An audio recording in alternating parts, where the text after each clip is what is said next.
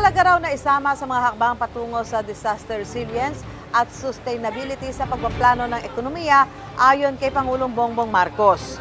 Sa talumpati ni Pangulong Marcos sa pagbubukas ng Asia-Pacific Ministerial Conference on Disaster Risk Reduction kahapon, sinabi niya malaki ang oportunidad na magtulungan ang mga bansa sa Asia-Pacific region para mapigilan ang epekto ng climate change at mga sakuna. Umaasa siya magkakaroon ng pondo para dito na magagamit ng mga mahihirap at vulnerable na bansa.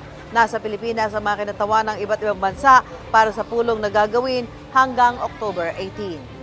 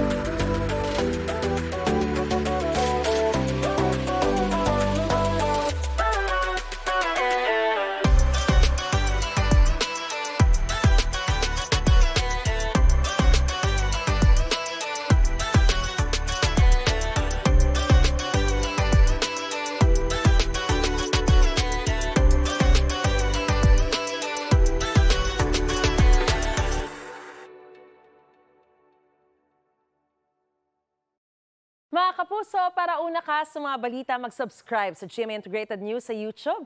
Sa mga kapuso abroad, subaybayan niyo po kami sa GMA Pinoy TV at sa www.gmanews.tv.